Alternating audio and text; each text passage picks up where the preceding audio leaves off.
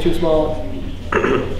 Have you ever walked in a room and something just felt off, no matter how small?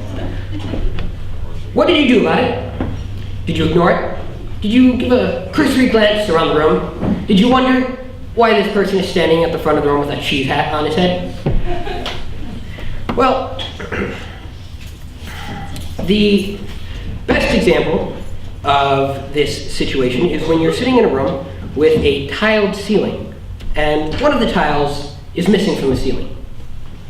No matter how hard you try, you seem drawn to the tile. It's the one thing missing, the oddity in the room.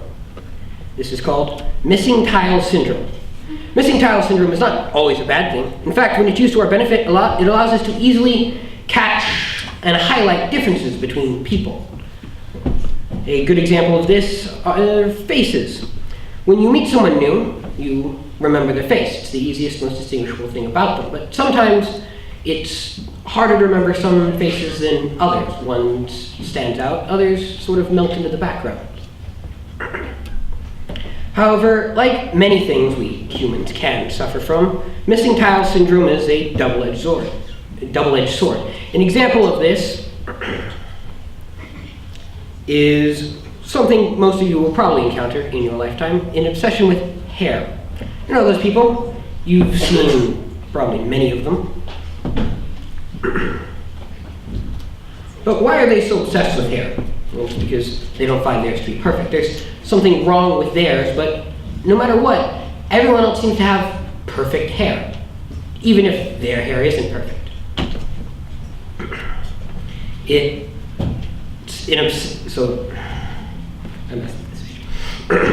Missing tile syndrome is not all doom and gloom, however, because like many of humanity's gifts, the answers lie in how we use it.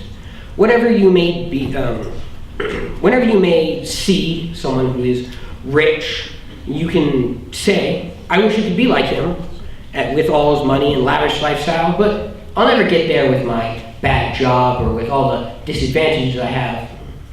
That's an example of highlighting a different missing tile syndrome, pulling you down. But an example of it raising you up is instead saying, I have to work harder. I have to do everything I can to raise myself to be like this other person. So that way I can have all the nice things they have and drive around in cool cars and make everyone jealous.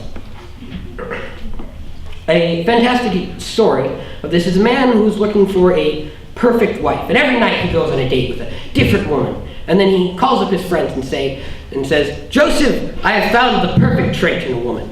And one night it's intelligence, another kindness, another being funny.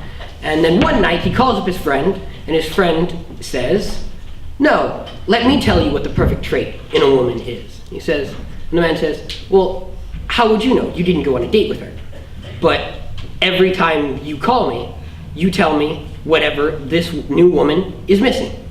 It's not what makes that woman perfect. It's a perfect example of how missing tile syndrome is destroying his own happiness. And he focused too much on the one tile that was missing instead of the maybe hundreds or more tiles that the many women he met did have.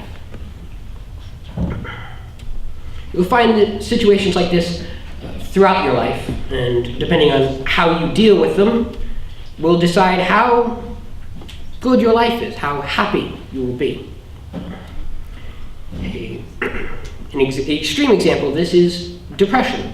Many of you will encounter someone who is or will be at one point in their life depressed, and it's a cyclical cycle. You focus so much on the tiles you're missing, or the tiles that you think other people are, or the tiles that other people have that you don't. And you focus so much on all these missing tiles, you're missing the rest of a potentially incredibly beautiful ceiling. It's like if the Sistine Chapel had one spot that wasn't painted, and you zoomed in so much upon that one spot that you couldn't see the rest of the painting. My only question in how you deal with this is, will you let it pull you down, or will you use it to make your life better, to go farther and fly higher?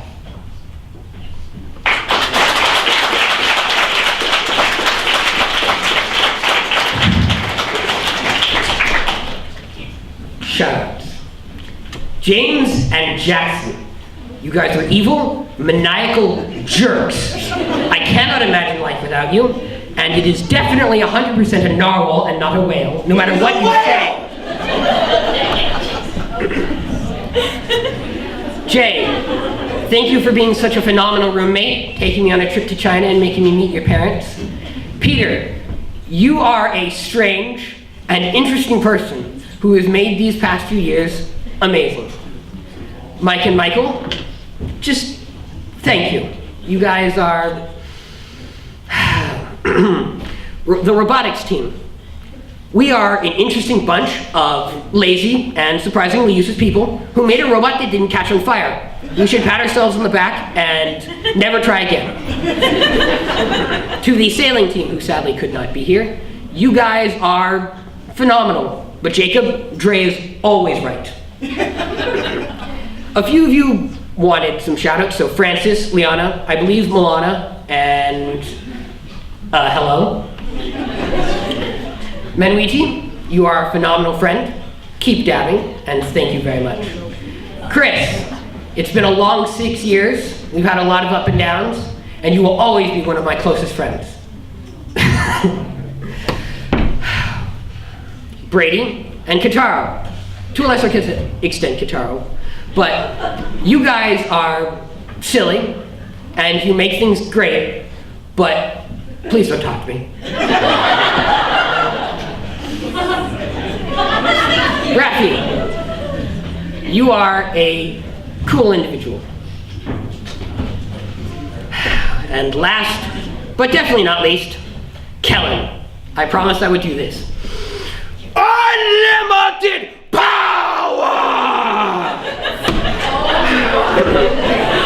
To all the faculty who have been with me for these 6 years, and those of you who are no longer here, who have made this school a fantastic place, to all the students who could and could not attend this speech, who make this place such a wonderful campus to be at, I salute you and thank you for all the wonders you bring to this school.